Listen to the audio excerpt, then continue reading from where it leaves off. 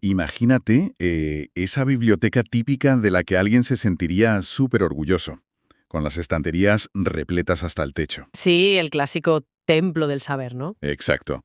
Pues imagina que no es un templo de sabiduría. Imagina que es en realidad la escena de un crimen. Madre mía, empezamos fuerte. Es que hoy ponemos sobre la mesa un texto que asegura que cada libro que sumamos a nuestra colección podría ser un acto de venganza contra nuestra propia vida. Totalmente. El título del documento que analizamos hoy en esta inmersión ya es una bofetada a cualquier persona con inquietudes intelectuales. Se llama La mentira más grande jamás leída. Es un título provocador, desde luego. Lo fascinante aquí es que el autor no se conforma con decir que pasamos demasiado tiempo sentados leyendo.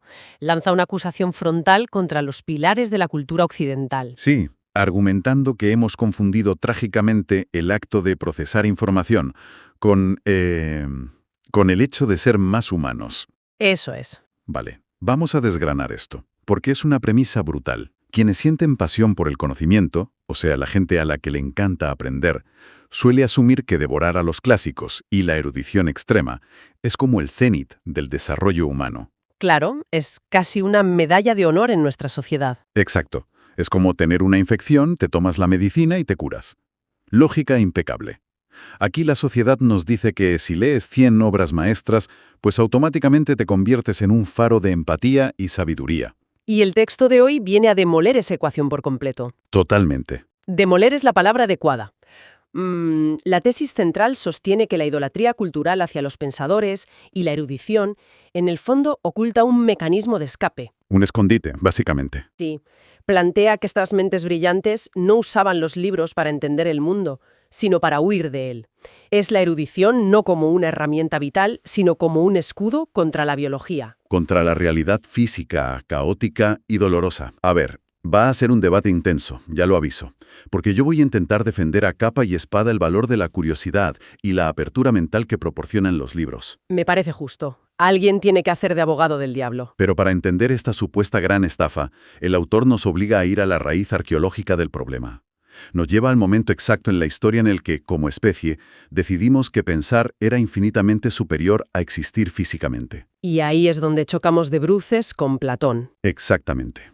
Platón. Platón es señalado en el texto como el arquitecto fundacional de toda esta desconexión. Fíjate en la maniobra psicológica que introduce. Decreta que el mundo real, este que tocamos y olemos, Donde enfermamos y sangramos. eso es, pues dice que ese mundo es solo una copia barata, una ilusión defectuosa, y establece que lo verdaderamente real, lo puro y elevado, es la idea. El concepto abstracto que se piensa o se plasma en un texto.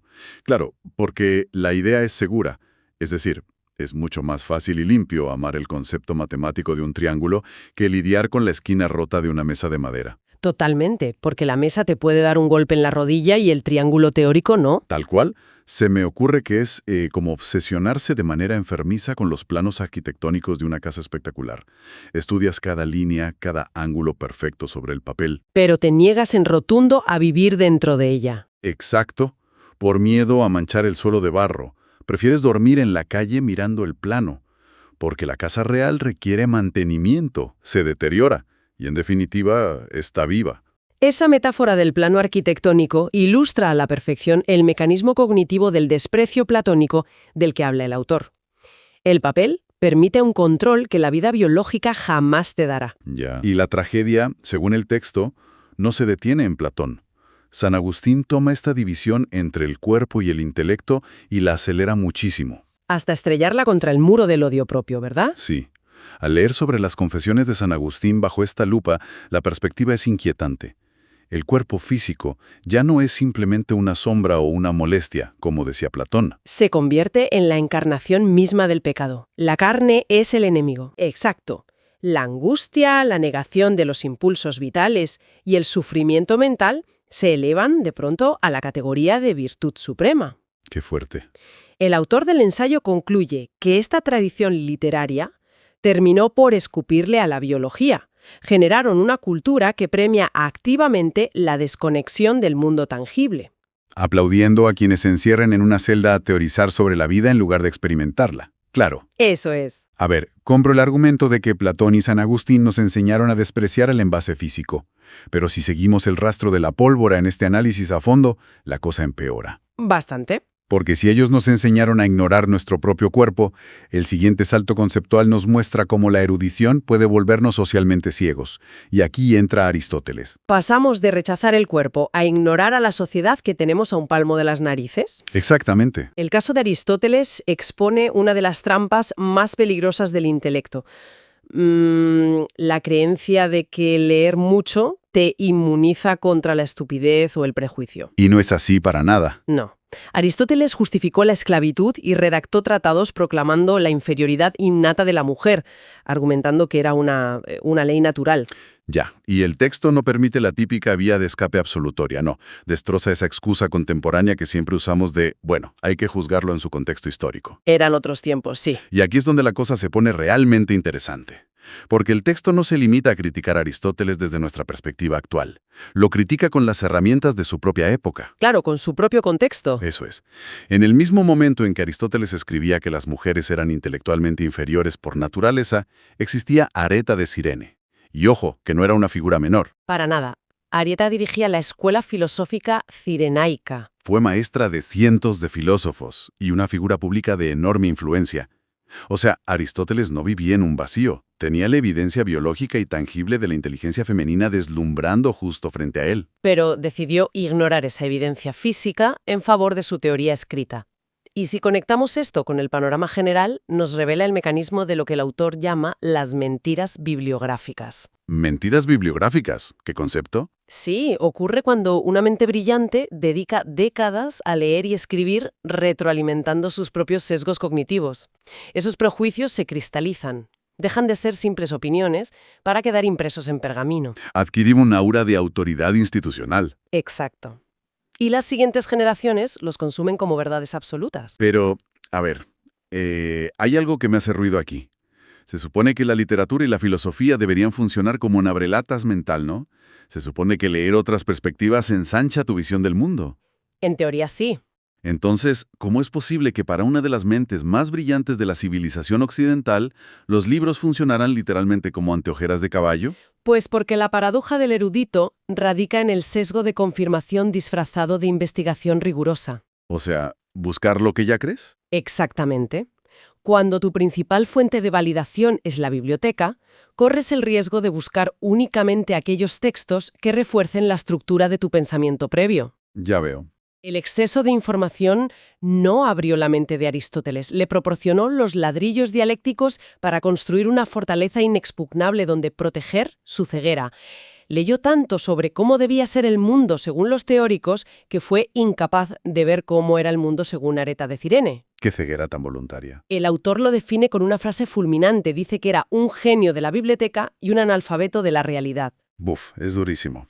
Y esa brecha entre el papel y la realidad no hace más que ensancharse cuando pasamos de la antigüedad a la modernidad. Si Aristóteles demostró la ceguera hacia la sociedad, el siguiente pensador demuestra una ceguera aún más sombría. La negligencia total hacia el propio hogar. Eso es.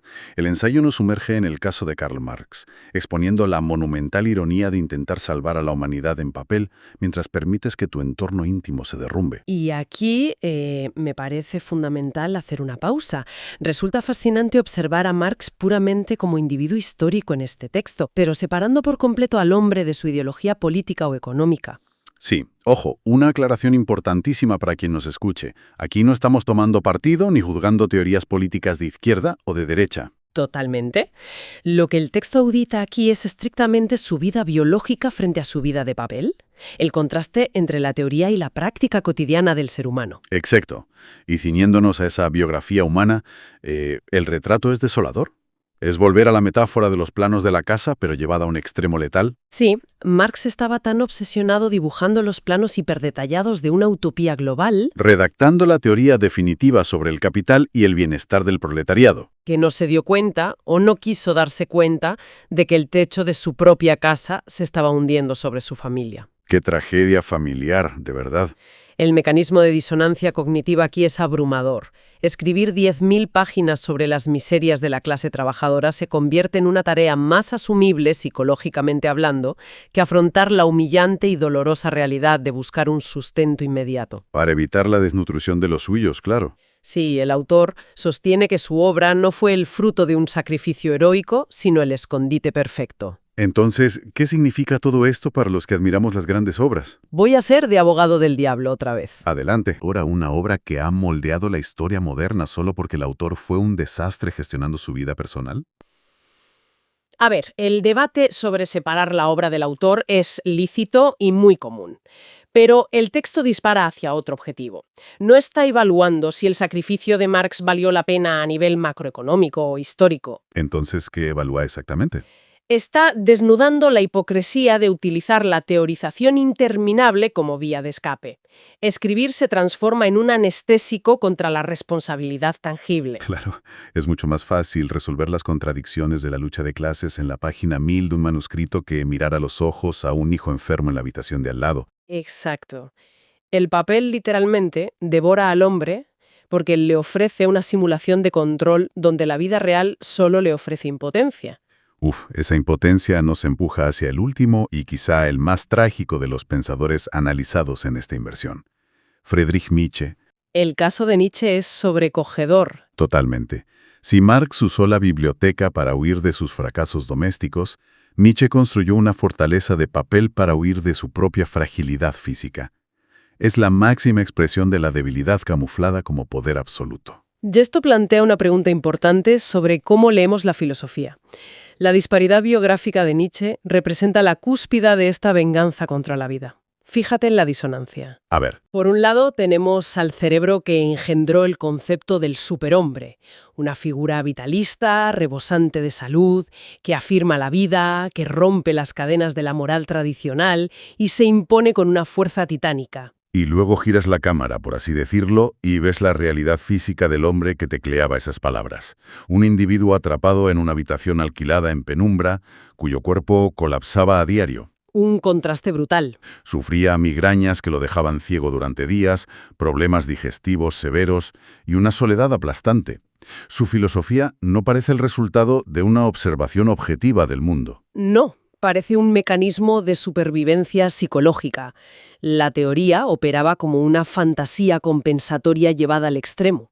El texto argumenta implacablemente que Nietzsche teorizó sobre la imposición de la voluntad y la fuerza desbordante precisamente porque era un hombre profundamente débil.